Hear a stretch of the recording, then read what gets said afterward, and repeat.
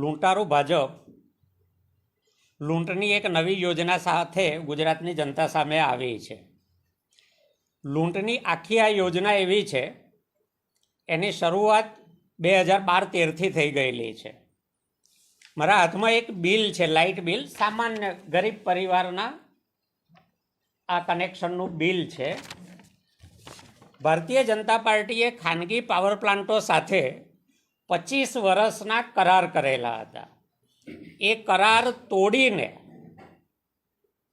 Power પ્લાન્ટોને નુકસાન ન જાય એટલા માટે ફ્યુઅલ એડજસ્ટમેન્ટ ચાર્જ નવો દાખલ કર્યો.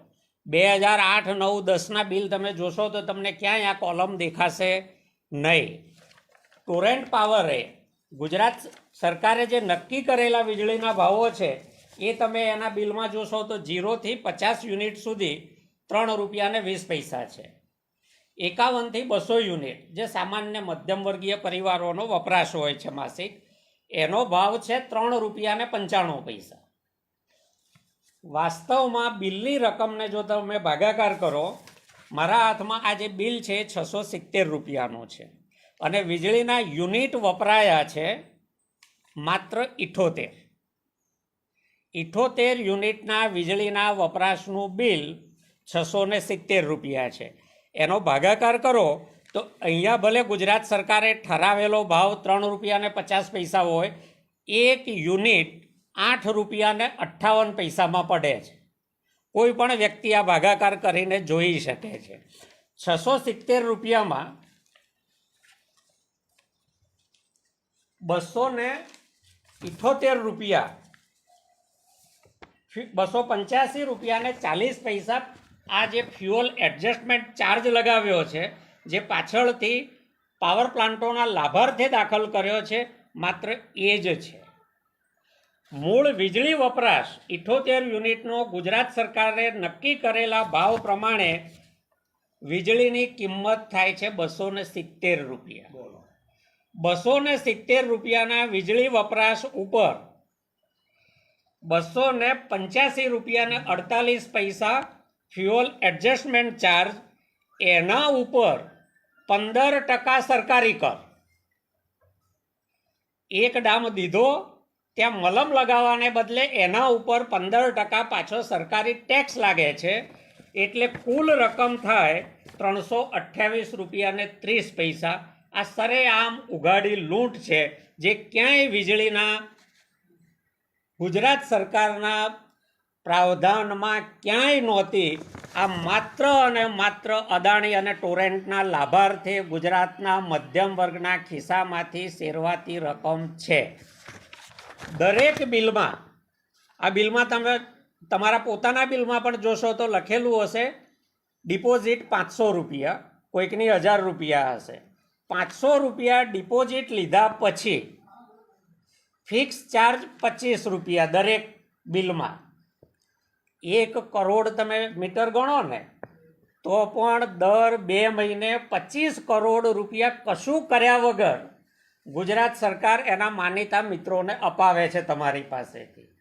આવકની અસમાનતા જે વધતી જાય છે, એમના માનીતા મિત્રો રાત દિવસ ધન એકઠું કરતા જાય છે અને મધ્યમ વર્ગ દિવસે દિવસે ચૂસાતો જાય છે. એનો ઉત્તમ દાખલો માત્ર તમારા વીજળી બિલને તમે ઘરે જઈને ચેક કરજો. આ લૂંટ જે સ્માર્ટ મીટરના નામે થવા જઈ રહી છે એ કેટલી મોટી હશે એનો એક સાદો અંદાજ. મેં જે મીટરનો આંકડો લીધો છે એ 2022નો ગુજરાત સરકારે આપેલો અધિકૃત આંકડો છે. 1,43,74,372 ઘર વપરાશના મીટરો ગુજરાતમાં 2022ની સ્થિતિએ લાગેલા હતા. હવે એક મીટરમાં જો તમે 1000 રૂપિયાનું રિચાર્જ કરાવો, 1000થી ઓછું કરાવી શકાય એમ નથી, એટલા માટે કે 8.5 રૂપિયાનું જો એક યુનિટ આવતું હોય તો 1000 રૂપિયાનું તમને કેટલા યુનિટ મળવાના? એટલે 1000 રૂપિયા તો તમારે મિનિમમ રિચાર્જ કરાવવું પડે. હવે 1000 રૂપિયાનું તમે રિચાર્જ કરો અને એને 1,43,74,372 વડે ગુણાકાર કરો એટલે પહેલા ધડાકે તમે વીજળી વાપરો કે ના વાપરો, ટોરેન્ટ અને અદાણીના ખિસ્સામાં કેટલા કરોડ રૂપિયા જશે એનો સરવાળો ગુણાકાર તમે કરી લો. સાદી ભાષામાં કહીએ તો 1437 કરોડ, 43,72,000 કરોડ, એટલે પેલા કરોડને પણ કરોડમાં ગણવાના. એટલા રૂપિયા એક ઝાટકે ગુજરાતના મધ્યમ વર્ગના ખિસ્સામાંથી નીકળશે અને અદાણી અને ટોરેન્ટના ખિસ્સામાં જશે. આ ઉઘાડી લૂંટ છે ભારતીય જનતા પાર્ટીની, આ આખી સ્માર્ટ મીટરની યોજના પાછળ. હવે એમાં સરકાર શું કમાશે? તો સરકાર એના 15% લેખે, કારણ કે આ જે રકમ જવાની એમાં 15% ગુજરાત સરકાર લેવાની છે. એ રકમ ગણો તો 3,234 કરોડ, 23,37,000 કરોડ રૂપિયા ગુજરાત સરકાર લેવાની છે. તમે વીજળી વાપરો કે ન વાપરો, આ રૂપિયા ગુજરાત સરકાર, ટોરેન્ટ અને અદાણીના ખિસ્સામાં જવાના છે. આ બિલને આધારે કરેલી ગણતરી છે, કોઈ કાલ્પનિક આંકડા નથી, કોઈ સર્વે નથી. આ સ્માર્ટ મીટરમાં જે સવાલ આવશે તો ગુજરાત સરકારના જે 3 સ્લેબ છે, પહેલાં 0 થી 50 સુધી યુનિટનો ભાવ 3 રૂપિયા ને 20 પૈસા ગણો છો, 51 થી 200 સુધી 3 રૂપિયા ને 95 પૈસા ગણો છો, અને 200 યુનિટથી ઉપર હોય તો 5 રૂપિયા લેખે યુનિટ ગણો છો. આ સ્માર્ટ મીટરમાં આ બધાને સળંગ 5 રૂપિયા યુનિટ કરી દેવાનો પણ ખેલ છે. એમાં કોઈ રિચાર્જમાં તમને કહેવાનું નથી કે તમે 200 વાપરો છો એટલે તમને આટલા જ પડશે. બધાનો સળંગ એક ભાવ થઈ જશે.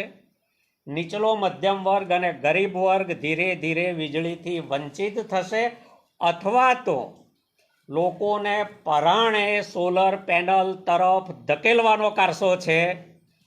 એટલા માટે કે ચીનથી સોલર પેનલો આયાત કરવાની મોનોપોલી એમના સૌથી મોટા માનીતા મિત્ર અદાણી પાસે છે.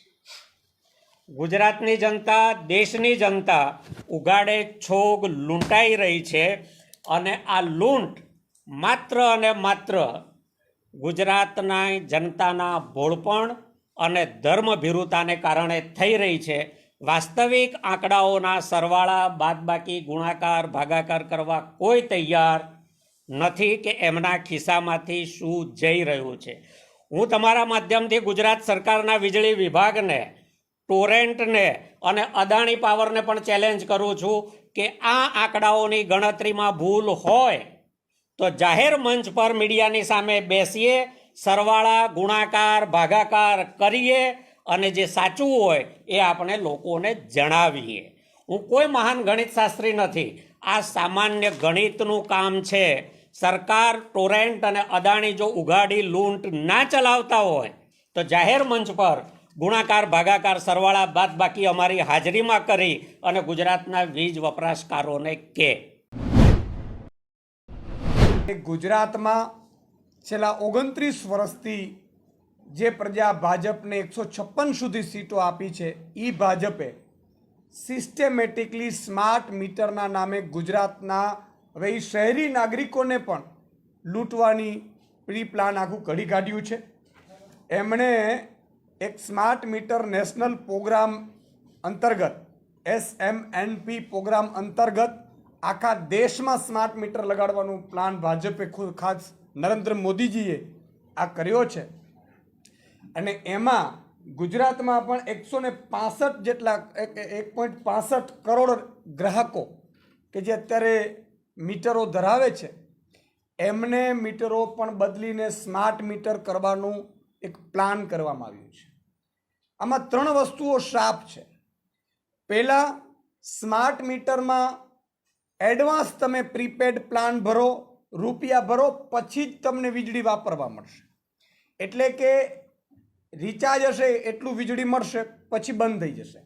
એટલે 1,65,00,000 નાગરિકો એડવાન્સ રૂપિયા ભરશે તો એ 500-700 કરોડ રૂપિયા એ કોને વાપરવા મળશે? પહેલી વસ્તુ તો એ.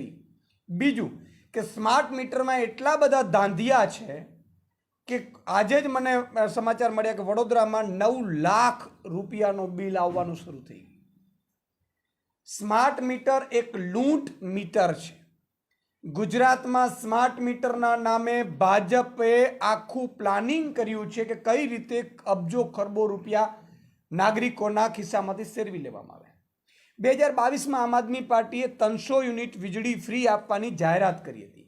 આ જ ભાજપવાળા એને રેવડી કહેતા હતા કે અમારે રેવડી નથી જોતી, અમને મફતનું ન જોઈએ, અમે વીજળી અમારી રીતે કરી લેશું. પછી આશ્ચર્ય થશે, ડિસેમ્બર 2022માં ચૂંટણી પૂરી થઈ, ભાજપ સરકાર 156 જીતી અને જાન્યુઆરીમાં વીજળીના ભાવો છે એ ભાજપે વધારી દીધા અને એટલા વધાર્યા કે વર્ષે 7,000 કરોડ રૂપિયા વધારાના એ સેરવી લીધા.